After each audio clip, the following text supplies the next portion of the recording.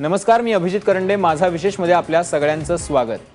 पैसा खुदा तो नहीं लेकिन खुदा से कम भी नहीं. त्यामुळे जगाचा सगळा कारभार इकॉनॉमिक्स म्हणजे अर्थकारणाच्या भोवती फिरत असतो. नोटबंदी करून नरेंद्र मोदींनी काळ्या पैसेवाल्यांना जोर का झटका दिल्याचा दावा केला. अर्थातच अवघ्या देशानं त्यांना भरभरून पाठिंबाही दिला. लोक न कुरकुर करता रांगेत उभे राहिले. थोड्या थोडक्या पैशात संसार चालवू लागले, उसनवारी करू लागले. मात्र त्यामुळे काही प्रश्न सुटणार नाहीये. कारण 14 लाख कोटी रुपये चलनातून बाद केल्यानंतर सरकारनं जेमतेम 2 लाख कोटी रुपये चलनात आणले. त्यामुळे उद्या पहिली तारीख म्हणजे पगाराची तारीख असूनही जमाना खुश नाहीये. उद्या पैसे नाही मिळाले तर भागवायचं कसं हा प्रश्न आहे. याशिवाय भाजी, फळ बाजार आणि इतर उद्योगांचा बँड वाजलाय तो वेगळाच. त्यामुळे आजचा विषय आहे नोटाबंदी आता आपल्या गळ्याशी आली आहे का. आणि चर्चेसाठी आहेत आपल्यासोबत पुण्यावरून अमित आणि मधुरा प्रधान आहेत, अर्थक्रांतीचे ट्रस्टी अनिल शिंदे आहेत, भाजप खासदार किरीट सोमय्या, टीजेएसबी बँकेचे संचालक विद्याधर वैशंपायन आपल्यासोबत आहेत. आणि सुरुवातीला मी जाणार आहे अमित आणि मधुरा प्रधान यांच्याकडे. अमित, आता उद्या पहिला दिवस आहे, पगाराची तारीख आहे, पहिली तारीख, जमाना खुश होना चाहिए. तुमची काय अवस्था आहे? तुम्ही म्हणताय ते अगदी बरोबर आहे. आता माझ्या पुढे पण तो एक मोठा प्रश्न आहे. एक महिना आम्ही कसा तरी निभावला, पण आता उद्या कंपनीमध्ये जायचं का बँकेत चेक घेऊन लाईनीत उभं राहायचं, हा एक माझ्यासमोर मोठा प्रश्न आहे. जास्त करून आपली जी बिलं आहे, पेट्रोलचं आहे बिल म्हणा किंवा लाईटची बिलं आहेत, टेलिफोनची बिलं आहेत, ते आपण कॅशलेस करू शकतो. पण किराणा माल आणि भाजी हे जे नित्योपयोगी ज्या वस्तू आहेत तिथे मात्र आपल्याला चलनच द्यावं लागतं. त्यामुळे ते निभवायचं कसं, हाच एक मोठा प्रश्न आहे. पण अमित, मी तुम्हाला एक उत्सुकता म्हणून विचारतो, खरं आता खिशात किती पैसे आहेत? अगदी खरं सांगायचं तर माझ्याकडे सुट्ट्या आता 140 रुपये शिल्लक आहेत. आणि ते माझ्या मागचा महिना आम्ही कसं तरी पुरवतोय. म्हणजे आता सुट्ट्या पैशांना अतिशय महत्व प्राप्त झालेलं आहे. त्यामुळे अतिशय जपून हे सगळे वापरावे लागतात. अच्छा, हा महिना किती पैशांमध्ये काढला? 8 नोव्हेंबर ते 30 नोव्हेंबर? अगदी मोजके म्हणजे 1000-1500 रुपयात कसा तरी आम्ही भागवला तो. काही जणांची देणी अजून बाकी आहेत आणि ज्यांचे द्यायचे त्यांना 2000च्या नोटा देऊन मागे राहिलेले पैसे आपण पुढच्या महिन्यात ऍडजस्ट करू, अशा तत्वावरती चालू आहे. अच्छा अमित, उसनवारी किती झाली अमित? उसनवारी कमी आहे, एवढा अडचण आली नाही, पण तारेवरची कसरतच म्हणावी लागेल. अच्छा, पण अमित एक कौतुक करायला पाहिजे ना. मोदींनी किमान कमीत कमी पैशात जगायला शिकवलं लोकांना. प्रचंड या महिन्यात सेव्हिंग झाली असणार आहे तुमची. ही गोष्ट खरी आहे, कमीत कमी पैशात जगायला शिकवली, ही गोष्ट खरी आहे. आणि जास्त करून आता काळा पैसाही बाहेर येतोय, याचाही एकीकडे आनंद होतोय. अच्छा, पण आता ही परिस्थिती किती दिवस सहन करू शकणार आहे? काळा पैसा बाहेर होतो इथपर्यंत ठीक आहे, पण जर पैसे नाही मिळाले तर करणार काय पुढे? जास्त दिवस तग धरणं त्याचं अवघड जाईल, खरंच अवघड जाईल. अच्छा, मधुराताई, तुमची काय अवस्था आहे? कारण सगळं जे डील करायचंय घरामध्ये ते तुम्हाला करायचंय. मग कामवाली बाई असू दे, दळणवाला, गिरणीवाला बाबा असू दे, भाजीवाली असू दे, दूधवाला असू दे, पेपरवाला असू दे, तुमची काय अवस्था आहे? हो, अगदी बरोबर आहे. म्हणजे बऱ्याच ठिकाणी आम्ही शक्यतो कार्ड वापरायचाच प्रयत्न करतो, कार्ड वापरतो. पण आता जसं रिक्षाने कुठे जायचंय तर तिथे कंपल्सरी सुट्टे द्यावेच लागतात किंवा भाजीवाल्याकडे सुट्टे द्यावेच लागतात. पुन्हा तुम्ही अगदी बरोबर मला आठवण करून दिली बाईच्या पगाराची. आता बाईच्या पगाराची पण खरंच काळजी आहे की तिला कसं पगार द्यायचा, का राऊंड फिगर करून पुढच्या महिन्यात मग तू उरलेले पैसे मला दे तुझ्याकडे आल्यावर, असं काहीतरी पर्याय मला शोधावा लागेल नक्कीच. अच्छा मधुराताई, तुमची या महिन्यात पायपीट किती झाली? म्हणजे रिक्षाला पैसे नाही त्यामुळे चला आता हे 10-15 रुपये 50 रुपये वाचवूयात, आता इथून तिथंच पर्यंत चालूच जाऊयात, असं काय झालंय का? नाही, शक्यतो नाही. कारण मी बऱ्याच वेळा म्हणजे जिथे पॉसिबल आहे तिथे गाडी स्वतःची 2 व्हीलर वापरली आहे, पण जेव्हा मग घरात सगळ्यांनाच ती वापरायची तेव्हा मात्र मग आम्ही थोडंसं चालत जाऊ, थोडासा जिथे राऊंड फिगर पैसे होतील असं बघू, असा आम्ही पर्याय असं आम्ही केलेलं आहे. अच्छा, ठीक आहे. अमित, मला तुम्हाला एक प्रश्न आहे की उद्या मग आता बँकेत जाणार आहे का कंपनीत जाणार आहे? शक्यतो आता मला बँकेतच जावं लागेल, हाच एक पर्याय दिसतोय. कारण थोडीफार तरतूद करणं तर गरजेचं आहे. आणि पेट्रोल पंपवरती सुद्धा 500च्या खाली पेट्रोल शक्यतो देत नाहीत. 500 म्हणजे आधी 500 रुपये जेव्हा चलनात होते तेव्हा 500 रुपयाचंच पेट्रोल भरायला लावायचे आणि 2 व्हीलरमध्ये जेमतेम 300 रुपयाचं जास्तीत जास्त पेट्रोल मावायचं. मग 200 रुपयासाठी परत प्रॉब्लेम यायचा. अच्छा, ठीक आहे. मधुराताई, मी तुम्हाला विचारतोय की या 2 चिमुकल्या ज्या आहेत त्यांची नावं काय आहेत आणि त्यांचा एखादा हट्ट पुरवताना या महिन्यात जरा कसरत झाली का? कारण आता सुट्टे पैसे नाही तर आता परत कधीतरी घेऊयात. हो, मोठीचं नाव उर्मी आहे आणि छोटीचं नाव स्मृती आहे. आता छोट्या छोट्या गोष्टी होत्या, म्हणजे अगदी 5 रुपयाची कॅडबरी आणि 10 रुपयाची गोष्ट ही आता लेस असं घेऊन द्यायचं म्हटलं तरी असं वाटतं की कशाला ते कुठेतरी दुसरीकडे उपयोगी पडतील पैसे. पण त्या खूप समजूतदार आहेत आणि त्यांनाही या गोष्टीमुळे चलन हे काय आहे लक्षात आलंय. त्याने स्वतःहून मला विचारपूस करतात की आम्हाला बघायचं आहेत नवीन नोटा काय आहेत, जुन्या नोटा कशा होत्या. अच्छा, तो एक नवीन म्हणजे त्यांच्या दृष्टीने ते एक अभ्यासाचाच गोष्ट झाली आणि कुतूहलाची सुद्धा. अच्छा, म्हणजे शाळेमध्ये सुद्धा पहिली दुसरीची मुलं याविषयी चर्चा करतात. अच्छा, म्हणजे नरेंद्र मोदींनी नोटाबंदी जाहीर केल्यामुळे इतिहासात अजून एका गोष्टीची ऍड झाली की जुनी नोट अशी असते. हरकत नाहीये. किरीट सोमय्याची मागाच्यापासून तुम्ही खूप गोड हसताय खरं तर, पण ही जितकं चांगलं होतंय तितकीच लोकांची कसरत होतीये. म्हणून मी तुम्हाला विचारतो की हे कधी बंद होणार आहे? नोटांचं रेशनिंग तुम्ही कधी बंद करणार आहात? कारण गंभीर प्रश्न आहे. म्हणजे काही गोष्टी हसण्यावर आपण सोडून देऊ शकतो, पण नोटांचं रेशनिंग चालू आहे लिटरली. हिंदुस्थान ही अडचण, ही तारेवरची कसरत हसत हसत पुढे जात आहे, सहन करत. त्याचं कारण आहे की त्यांना एक गोष्टी मान्य आहे की मोदी जे करतोय किंवा नोटाबंदी म्हणजे ब्लॅकचं काळं नाणं या विरुद्धचा लढा योग्य दिशेने चालू आहे. त्यामुळे अडचण होत आहे हे आम्ही सगळे मान्य करतो. केव्हा दूर होणार तर त्याचे दोन भाग आहेत. एक 30 डिसेंबर पर्यंत ज्याला आपण म्हणतो दैनंदिन चलन, दैनंदिन लागणारी करन्सी, ती बऱ्यापैकी नवीन करन्सी छापून आली असेल. दोन प्रकारचे करन्सीचे रिक्वायरमेंट असते. एक रोजाना ज्याला म्हणतो रोजाना, दुसरं जे असते काही मोठ्या खरेदीसाठी लागणारी नगद केस, आणि तिसरी गोष्ट आहे की आपल्याला आपल्या काही सवयी बदलायच्या आहेत. सवय म्हणजे असं आपण पगारदारचं उदाहरण देतो. तर पगारदार हा टॅक्स इव्हेजन करत नाही, कर चोरी करत नाही, त्याच्यामुळे त्याच्याकडे काळं नाणं आणि त्याचा काही संबंध नाही आहे. म्हणून जर त्याला मी सोय करून दिली उपलब्ध की तू किराणाच्या दुकानात जातो, तुझ्या खिशातलं एटीएम कार्ड दे, एटीएम कार्ड स्वाईप करण्याची दुकानात जर व्यवस्था मी उपलब्ध करून दिली, मी म्हणजे आपण सगळ्यांनी, तर त्याची अडचण दूर होते. म्हणून एका बाजूला आपण कॅश पुरवठा वाढवतोय, कॅशलेस इकॉनॉमी बद्दल तुम्ही बोलताय, ती गोष्ट मान्य आहे की अनेकांनी तो पर्याय सुरू पण केलेला आहे. कोणी पेटीएम करतंय, कोणी कुठल्या अजून दुसऱ्या कार्ड स्वाईप करायचा पर्याय उपलब्ध करते. पण मान्य आहे 14 लाख कोटीच्या नोटा बाद झाल्या, त्याच्या अगेन्स्ट फक्त 2 लाख, जेमतेम 2 लाख कोटीच्या नोटा आता बाजारामध्ये आहेत. आता अमित जर उद्या बँकेत गेले आणि कंपनीत नाही गेले तर नरेंद्र मोदी त्यांची हजेरी लावणार आहेत का? मला असं वाटतं की थोडं ओव्हर सिम्प्लिफिकेशन आहे. कोणी बँकेच्या लाईनीत कंपनीत दांडी मारून जात नाही, जाणार नाही. तुम्ही सेल्फचा चेक देऊ शकतात, बेरर चेक इश्यू करू शकतात, घरातला कोणीही माणूस जाऊन तो विड्रॉ करू शकतो, त्याच्याबद्दल काही अडचण नाही आहे.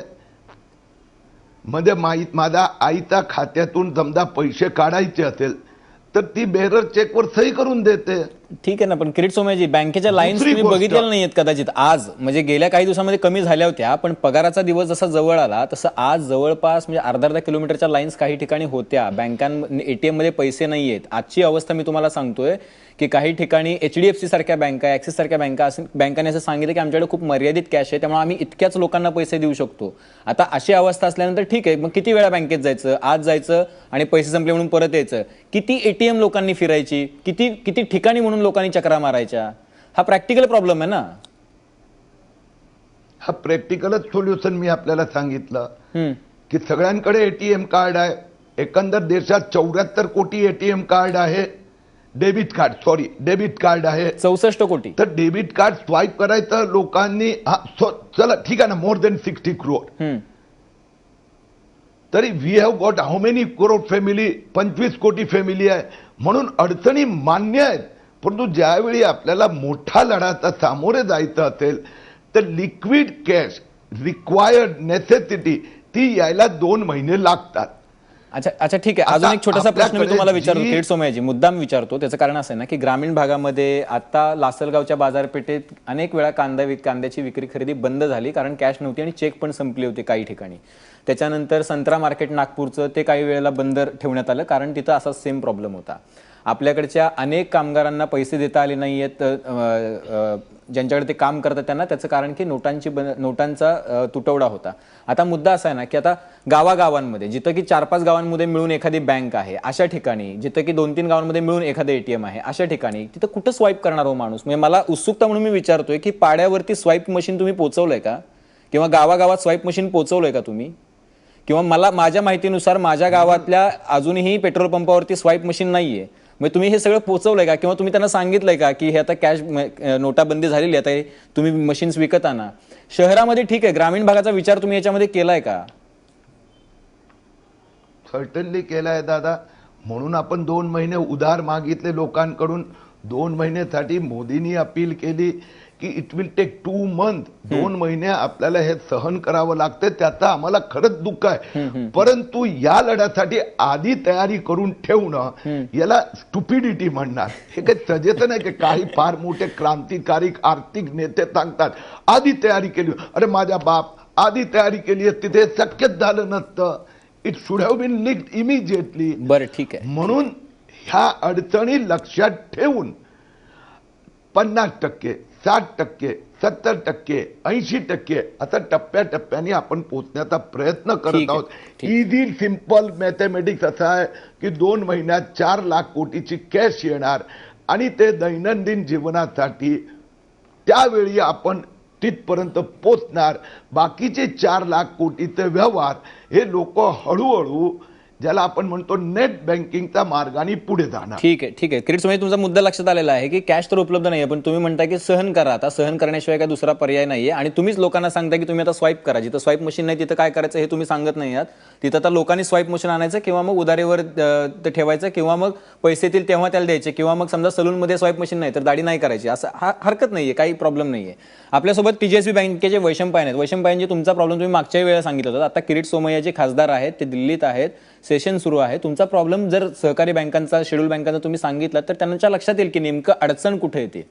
सहकारी बँकांचा जसं गेल्या वेळी देखील सांगितलं तो प्रॉब्लेम असा आहे की आता जी रिझर्व्ह बँकेकडनं कॅश दिली जाते ती सहकारी बँका या छोट्या छोट्या जे लोक असतात त्यांचे अकाउंट जास्त प्रमाणात असतात सहकारी बँकांमध्ये. त्यामुळे जे नॅशनलाइज बँका वगैरे असतील त्यांचे ओव्हरऑल बिझनेस साईज मोठी असली तरी नंबर ऑफ कस्टमर्स कमी असतात. त्यामुळे सहकारी बँकांमध्ये आता अडचण अशी होते की रिझर्व्ह बँक ज्या प्रमाणात चलन पुरवठा करते सहकारी बँकांना, त्याच्यामध्ये गव्हर्नमेंटनी जे आम्हाला लिमिट दिलेलं आहे एका अकाउंटला किती पैसे द्यायचे, तेवढे पैसे देखील आम्ही सर्व कस्टमरना देऊ शकत नाही. आणि त्यामुळे ज्या रांगा आहेत त्या कमी न होण्याचं मुख्य कारण हे आहे की ज्या प्रमाणात कस्टमर बेस बँकांचा आहे त्या प्रमाणात कॅशची अवेलेबिलिटी. आता याच्यावर उपाय म्हणून आम्ही देखील जसं किरीटजींनी सांगितलं, आम्ही ट्रान्सझॅप म्हणून आमचं इलेक्ट्रॉनिक ऍप्लिकेशन आहे. आता ठाण्यामध्ये आमचा मोठा ग्राहक वर्ग आहे तर त्याचा आम्ही मोठ्या प्रमाणात प्रसार करणं सुरू केलेलं आहे. म्हणजे हे जे डिजिटल ट्रान्झॅक्शन्स आहेत ही करणं हे त्याच्यावरचा एक ठीक आहे, कॅश. ठीक आहे, ठीक आहे. वैशंपायनजी, अजून एक प्रश्न माझा तुमच्यासाठी. नाही, मुद्दा तू लक्षात आलेला. अजून एक प्रश्न तुमच्यासाठी आहे की तुमच्या बँकेची रोजची मागणी किती आहे कॅशची, आणि तुम्हाला मिळाली किती कॅश, काय अनुभव आहे? आता 8 तारखेला ज्या दिवशी हे डिक्लेअर झालं की 500 आणि 1000च्या नोटा बंद होतील, त्याच्यानंतर आतापर्यंत आमच्या बँकेमध्ये टोटल आमच्या 125 शाखा आहेत 4 राज्यांमध्ये. त्याच्यामध्ये जवळजवळ 1200 कोटी रुपये 3 लाख कस्टमरनी जमा केले. आणि त्याच्या अगेन्स्ट आतापर्यंत आम्हाला रिझर्व्ह बँकेकडनं फक्त 60 कोटी रुपये नवीन चलनाच्या स्वरूपात मिळालेत लोकांना देण्यासाठी. त्यामुळे आता आम्ही कस्टमरना जे पैसे डिस्बर्स करतो त्याच्यामध्ये म्हणजे आमची ATM देखील आम्ही चालू करू शकत नाही, कारण आमच्याकडे कॅशची अवेलेबिलिटी नाही. तुम्हाला भीती वाटते का की हे कस्टमर आपल्या हातून जातील म्हणून? म्हणजे आता कस्टमर्सवर स्ट्रेन आहे, पण आमचे जे अधिकारी आहेत ते त्यांना एज्युकेट करतायत. जे मोठी कॅशची ज्यांची रिक्वायरमेंट असेल त्यांना कॅश न वापरता दुसऱ्या माध्यमातून कसे तुम्हाला व्यवहार करता येतील याच्याबद्दल गायडन्स देत आहेत. पण तरी आता ओव्हरऑल जी लोकांमध्ये स्ट्रेन आहे त्याच्यामुळे परिणाम बँकेच्या व्यवहारावर होत आहे आणि त्यातनं कस्टमर एज्युकेशन करून कसं त्याच्यावर हे करायचं तो आम्ही प्रयत्न करतोय. ठीक आहे. किरीट सोमय्याजी, आता मुद्दा असा आहे की तुम्ही बँकांमध्ये म्हणजे आता TGSBचं उदाहरण घेऊयात आपण. 1200 कोटी रुपये जमा झाले, अगेन्स्ट मिळाले 60 कोटी रुपये. आतापर्यंत सगळ्या देशभरातील बँकांमध्ये 8 लाख कोटी रुपये जमा झालेत, चलनात आले 2 लाख कोटी रुपये. आता ह्या शेड्यूल बँकांचं, सहकारी बँकांचं, याच्यामध्ये ज्यांची खाती आहेत, ज्यांना पैसे मिळत नाहीत, त्याची ATM बंद पडली, तर त्यांनी काय करायचं? मी तुमचं उदाहरण तुम्हाला देतो. तुम्ही सांगितलं की पैसे नाही म्हणून दाढी करायची नाही. तुम्ही शब्दशः घेऊ नका किरीटजी, मी लाईट मोड मध्ये तुम्हाला सांगितलं. नाही नाही नाही, बरोबर आहे. मला तोच पॉइंट बोलायचा होता, पण मला बोलता येत नव्हता. ठीक आहे बोला. कारण असं आहे, किती लोकांच्या दाढ्या वाढल्या. What I want to tell you की अभिजित मला मान्य आहेत, पण लोकांनी जे आपण म्हणतो ना ऍडजस्टमेंट करायला लोक शिकले to accommodate Modi, to accommodate the country. म्हणून लोकांनी उधारी म्हणा किंवा नेट बँकिंग म्हणा किंवा बाबा ह्यावेळी आपण करन्सी कमी वापरू असं लोक शिकले आणि ऍडजस्ट करतात. I do agree, people are adjusting it. अच्छा, सहकारी बँकांचं काय? आता सहकारी बँकवाला जो मुद्दा आहे, विद्याधर आणि ठाणे जनता सहकारी bank one of the best cooperative bank, ह्या वी एक्नॉलेज. पण मी त्याच वेळी आता विद्याधर माझा मित्र आहे, मला सांगा, it is an urban bank. यात मोर देन 90% पीपल जे कोऑपरेटिव्ह अर्बन बँक मध्ये ज्यांची खाती आहेत त्यांचे नॅशनलाइज बँकेत पण खाती आहेत. अर्बन कोऑपरेटिव्ह बँकेवर थोडा अन्याय होत आहे, मी मान्य करतोय. पण आपण म्हणतो ना, चुका बरोबर ओलं पण जळते. काही सुरुवातीत कोऑपरेटिव्ह बँकेत चाललेले गैरव्यवहार रिझर्व्ह बँकेच्या लक्षात आले पहिल्या 2-4 दिवसात. ते माझा सहयोगी विद्याधरला माहीत आहे आणि त्याच्यामुळे रिझर्व्ह बँक म्हणा किंवा फायनान्स मिनिस्ट्री म्हणा, त्यांनी सांगितलं we will have to have strict vigilance. आता जनधन अकाउंट मध्ये एकदमच जे डिपॉझिट वाढलं एकदम अचानक गेल्या 15 दिवसात, तर स्वाभाविक आहे इट इज अ ॲबनॉर्मॅलिटीचं पुढे चेक केलं तर लक्षात आलं की it is a non transparent transaction, म्हणजे बेनामी वापर उपयोग करायला लागला. जनधन अकाउंटवर कधीच रेस्ट्रिक्ट नव्हतं, पण हे जे डिपॉझिट असं वाटलं की इतरांनी टाकलेले आहेत म्हणून त्याच्यावर रेशनिंग. अच्छा, पण मला प्रश्न माझा जो आहे तो बाजूला राहिला. किती दिवसामध्ये ह्या अर्बन बँकांना, शेड्यूल बँकांना, सहकारी बँकांना पैसे मिळतील? किती दिवसात? मी स्पष्ट शब्दात सांगतो की पुढच्या 1 महिना 2-2.5 लाख कोटीची करन्सी येणार. म्हणून सामान्य माणसांचं दैनंदिन व्यवहार म्हणजे भाजीपाला आपण म्हणतो ना, सब्जी तरकारी, याच्याबद्दल थोडं त्यांना रिलॅक्स मिळणार. दुसऱ्या टप्प्यात म्हणजे अप टू 31 मार्च ज्यावेळी आपल्या हातात 10 लाख कोटीची करन्सी आणि प्लस 4 लाख कोटीचे ज्याला आपण म्हणतो नेट बँकिंगचे व्यवहार तोपर्यंत सुरू झालेले असेल. म्हणजे 1 महिना लागेल असं तुमचं म्हणणं आहे? हरकत नाही, 1 महिना म्हणजे लोकांना तुम्ही 50 दिवस मागितलेच होते मोदींनी. मोदींनी 50 दिवस मागितले होते. अपेक्षा करूया की त्याच्यामध्ये हे सगळं सुरळीत होईल. पण आता या स्थितीला परिस्थिती गंभीर आहे. अतिशय महत्वाचा मुद्दा आहे. पण शेतकऱ्यांच्या पण काही अडचणी आहेत आणि त्या अडचणींना ते कसे सामोरे जात आहेत ते बघणार आहोत. एक छोटासा ब्रेक घेऊया, कुठेही जाऊ नका, पाहत रहा ABP माझा.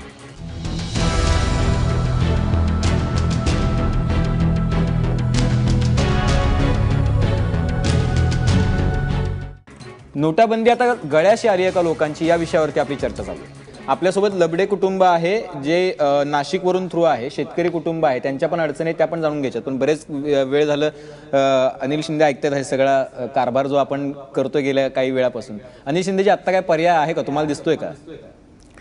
नाही, वर्किंग पर्याय तर वैशंपायन साहेबांनी सांगितलंच की बँकांमध्ये एक ग्रुप बँकिंग वगैरे असे काहीतरी सिस्टम्स आहेत डिजिटल बँकिंगच्या ह्याच्यात. आमच्या कंपनीमध्ये सुद्धा आम्ही ज्यावेळेस पगार देतो आम्ही बँकेत फक्त ती लिस्ट पाठवतो विथ डिटेल्स आणि 1 स्ट्रोक ते पेमेंट होत राहतं. त्यामुळं अशा आता internal arrangements organised and unorganised सेक्टर्सनी करायला सुरुवात केलेली आहे आणि त्याचा उपयोगच होणार आहे आणि ते करावंही लागणार आहे. ते सोल्युशन्स आहेतच ना.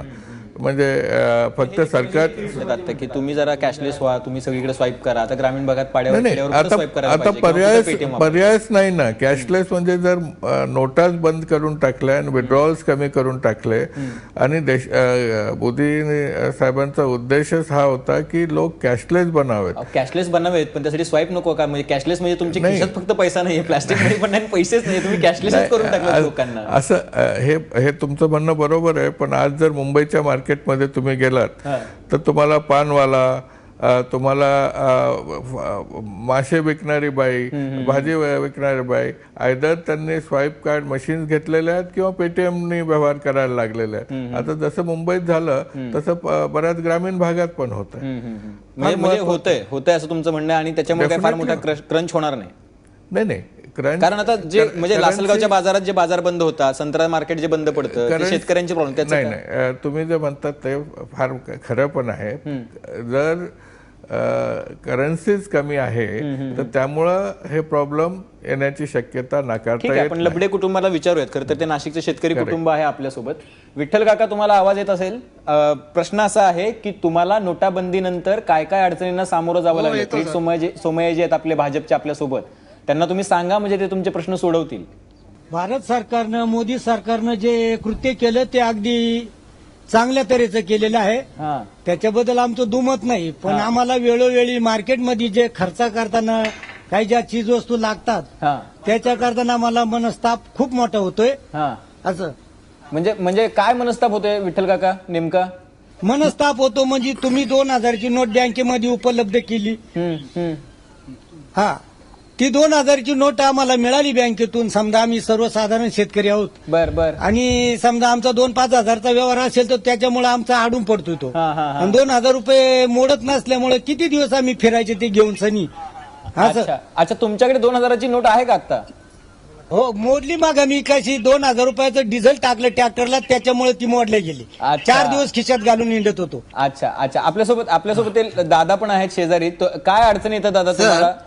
अडचणी शेतकऱ्याला कुठल्या येत नाही सर. आता मार्केटमध्ये मार्केट बंद, भाजीपाला विक्री जात नाही. शेतकऱ्याने इकडे कसा तरी भाजीपाला पिकवायचा आणि तो मार्केटला न्यायचा, तो माती मोल भावाने तिथे फेकावा लागतो. किंवा रुपयाला मेथीची जोडी, 2 रुपयाला कोथिंबीरची जोडी, 8 आण्याला कोथिंबीरची जोडी. या परिस्थितीमुळे शेतकरी इतका मेटाकुटीला आलेला आहे. त्यात नोटबंदीचा परिणाम, इतके परिणाम का शेतकरी तो त्याच्या जीवाशी काढतोय, बाकीचं काही नाही. अच्छा, 8 तारखेपासून किती नुकसान झालं? नोटबंदी केली हे खूप चांगलं झालं, परंतु त्याला त्याच्या अडचणी ज्या सर्वसामान्य माणसाला ज्या झाल्या त्याला ते जीवन नकोसं झालं. इतक्यापर्यंत तो अगदी परेशान झालेला आहे. बरं दादा, मला सांगा की 8 तारखेपासून किती रुपयाचं नुकसान झालंय शेतमालाचं? अहो, ती नाही गणतीच नाही त्याची. 1000 500 भाज्या नेऊन मार्केटमध्ये फेकून दिलेल्या आहे मार्केट बंद असल्या कारणानं. आणि जर समजा बोललेत निलाव तर 200-100 रुपये 50 रुपये निलाव बोलत नाही. बरं लबडेताई, तुम्हाला कुठल्या अडचणींना सामोरं जावं लागलं? मलाही भरपूर अडचणींना सामोरे जावं लागलंय. जसं भाजी घ्यायला गेल्यानंतर 500-1000ची नोट तर चालतच नाही. आणि 2000ची नोट घेऊन गेल्यानंतर 100 रुपयाचं भाजीपाला घ्यायचं म्हटलं 2000ची नोट कोणी सुट्टी देत नाही. किंवा मुलांच्या शाळेमध्ये फी वगैरे भरायला, म्हणजे अशा छोट्या मोठ्या भरपूर अडचणींना सामोरे जावं लागले. अच्छा, आपल्या शेजारी, तुमच्या शेजारी जे दादा आहेत त्यांच्याशी मला जरा बोलायचं आहे. दादा, काय नेमकी अडचण आली? म्हणजे किती रुपयाचं नुकसान झालं गेल्या काही दिवसांमध्ये? 8 तारखेपासून ही जी अडचण आलेली आहे, आणि मजुरांना पैसे देणं असेल, फी भरणं असेल मुलांची, काही शेतीसाठी खरेदी करणं असेल, अवजार असतील, बियाणं, तर ते नीट झालं का या काळामध्ये 22 दिवसात? नाही सर, नीट नाही झालेलं आहे. मजुरांना जो पेमेंट द्यावा लागतो त्याच्यात ते 1000-500च्या नोटा तर पहिल्यांदा घेतच नाही. आणि 2000ची सुद्धा ते मजूर घ्यायला तयार नाही, कारण ते गरीब लोक आहेत. त्यांना रोजचे रोज समजा 50-100 रुपये लागतात. तर ते बँकेमध्ये, आता मी स्वतः 3 दिवसापासून महाराष्ट्र बँकेमध्ये चक्कर मारतोय. रोज गेल्यानंतर तिथं बँकेतच पैसे अवेलेबल नाही असे तिथले कस्टमर सांगतायत. तर आपलं साहेब लोक सांगताय. तर ते म्हणताय का बा आज या, उद्या या. आज गेलो मी दुपारी 2 वाजता, तेव्हा बोलले ते उद्याकडे 1 वाजता या. पहिल्या दिवशी जेव्हा गेलो त्याच्यानंतर असा 4 दिवसापासून लगातार चाललेलं आहे. ही कुठली शाखा आहे दादा? ही कुठली शाखा आहे? जे आहे ते जमा करून घेतल्यानंतर पुढचा विषय नाही ना.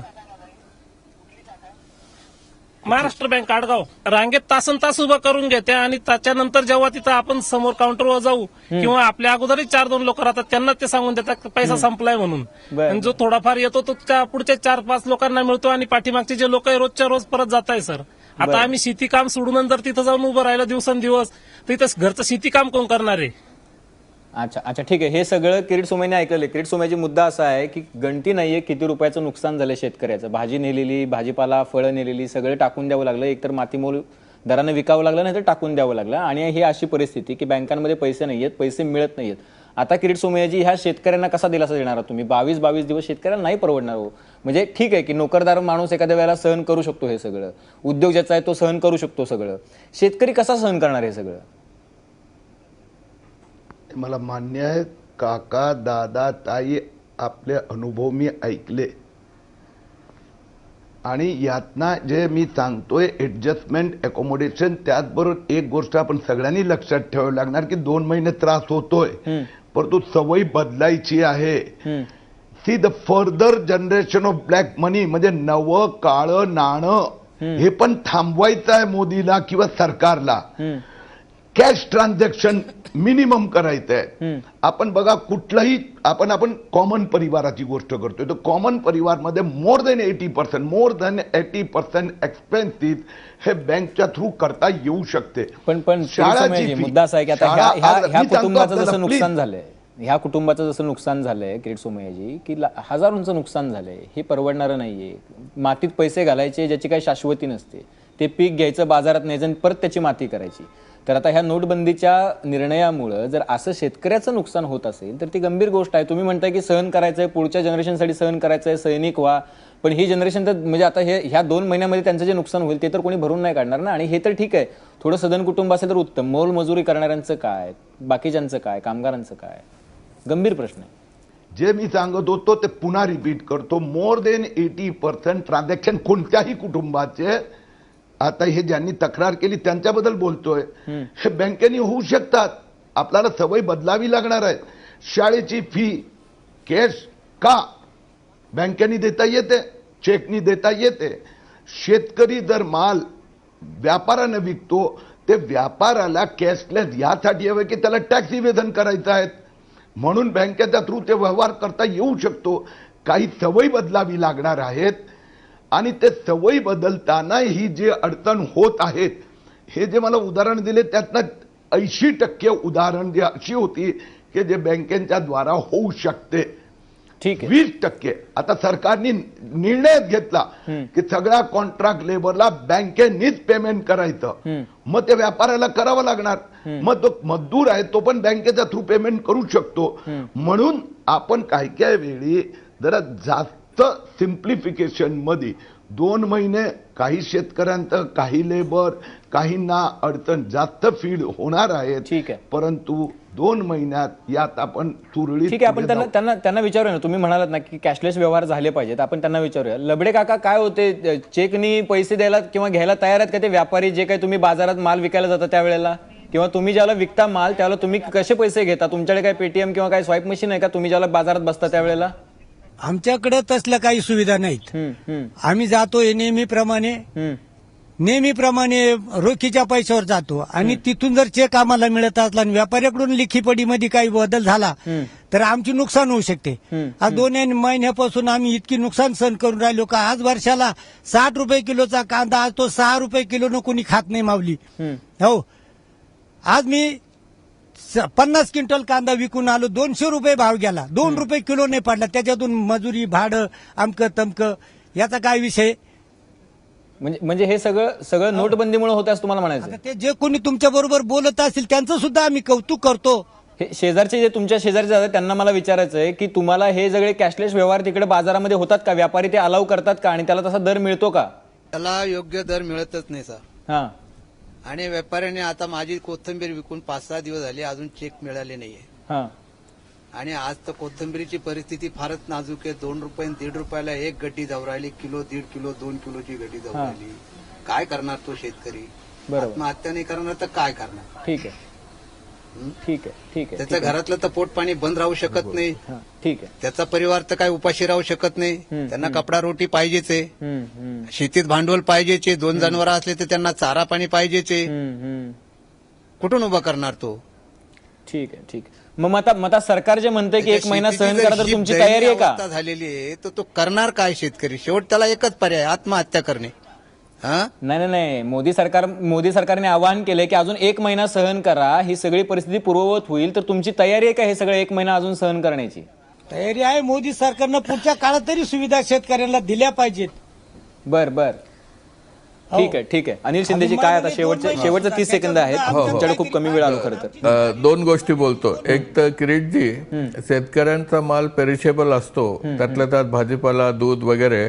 त्याच्याकरता जर काही सजेशन सरकारला देता आले तर ते तुम्ही पहा. परंतु शेतकरी दादा, मी तुम्हाला असं सांगू इच्छितो की तुमची क्रेडिट हिस्ट्री तयार होणार आहे. आजपर्यंत शेतकऱ्याला पैसे बँकेतनं कर्ज मिळणं वगैरेला फार त्रास होत होता. आता ज्यावेळेस तुमचं बँकिंग स्वतःचं व्हायला लागेल, एक मोठी क्रेडिट हिस्ट्री तयार होईल, तुम्हाला तुमच्या दमावरती पैसे मिळायला लागतील.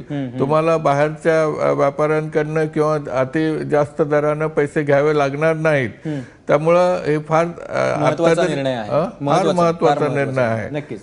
किरीट सोमय्याजी, शेवटची 30 सेकंद आहेत. मुद्दाम तुमच्याकडे शेवटी पुन्हा एकदा येतोय की शेतकऱ्यांच्या अडचणी सोडवण्यासाठी, म्हणजे विशेषतः बाजारामधल्या ज्या अडचणी आहे की जे 4-4, 5-5 दिवस ते व्यापारी चेक देत नाही, म्हणजे तुम्ही आवाहन करताय ते पॉझिटिव्ह आहे, मान्य आहे. मात्र काही ठिकाणी शेतकऱ्याची अडवणूक होते, ती व्यापाऱ्यांकडून होते, आडत्यांकडून होते, ती कशी काय थांबवणार आपण? या दोन्ही गोष्टी मी लक्षात ठेवतो. एक, अडवणूक आणि त्या संबंधित मंत्रालयाशी बोलणार. दुसरी गोष्ट, जे शेतकऱ्यांचे मोठे महत्वाचे प्रश्न आहेत, ज्याच्या नोटबंदीशी संबंध नाही आहे, लॉंग टर्म इश्यूज आता लक्षात आलेत, त्याच्या संबंधी पण सरकारने एक चांगली पावलं उचलली पाहिजे. आणि तिसरं, जे आता माझ्या सहयोगींनी सांगितलं, आपल्याला शेतकऱ्यांना पण थोडं ट्रेन करावं लागणार. त्यात आम्ही पण ट्रेन करावं लागणार. तू बँकेतना व्यवहार सुरू कर, म्हणजे शेतकऱ्यांची क्रेडिट रँकिंग वाढणार आणि बँकेतून डायरेक्ट त्याला कर्ज मिळणार. आता जो प्रधानमंत्रींनी गरीब कल्याण योजना कोर्स सुरू केला आहे, त्यातला डायरेक्ट त्या शेतकऱ्यांना बँकेतून पैसा मिळू शकणार. म्हणून शेतकऱ्यांनी पण थोडी तसदी घ्यावी लागणार आणि बँकिंग वर जास्त भर द्यावा लागणार. ठीक आहे. आणि कॅश उपलब्ध होणार बँकांना? आता ज्या आडगावच्या शाखेत पैसेच नाहीये, ते 4 दिवस झाले फिरून आलेत, आडगावच्या शाखेत पैसे नाहीयेत, इकडे TJSB मध्ये पैसे नाहीयेत, त्यांचं काय करणार मग? कोऑपरेटिव्ह बँकांच्या संबंधी मी सांगितलं, भले वाईट वाटलं तरी पुन्हा एकदा रिपीट करतो. सुरुवातीचे गैरव्यवहार आणि ऐकल्यानंतर रिझर्व्ह बँकेचा निर्णय आहे की अजून 1 महिना ते झुकतं माप मोठ्या बँकांना देणार आहेत. जानेवारीत आणखीन कॅश उपलब्ध झाल्यानंतर यांना एडिशनल लिक्विडिटी मिळेल. नक्कीच. 2 महिन्यात सगळ्या ठिकाणी लिक्विडिटी उपलब्ध होईल. नक्कीच. अतिशय महत्वाचा मुद्दा आहे की नोटबंदी गळ्याशी आली आहे का, आणि वेगवेगळ्या स्तरातली लोक होती. म्हणजे आजची चर्चा ही खरी लोकांची चर्चा होती, त्यात लोकांचा सहभाग होता. त्यांच्या अडीअडचणी या सरकारचे प्रतिनिधी म्हणून किरीट सोमय्यांनी ऐकलेले आहेत, आणि अपेक्षा करूयात की या सगळ्या अडचणी लवकरात लवकर दूर होतील. कारण आता लोकांना रांगेमध्ये उभं राहायचा कंटाळा आलाय. आधी लोक थकली कौतुक करून, आता रांगेत उभं राहून थकलेली आहेत. याची जाणीव किरीट सोमय्या आणि सरकारला होईल, आणि त्याच्यावरती नीट पावलं उचलली जातील अशी अपेक्षा करूयात. आणि या चर्चेमध्ये येतच थांबूयात. आपल्या सगळ्या मान्यवरांनी वेळ दिला त्याबद्दल धन्यवाद. तुम्ही पाहत राहा ABP माझा.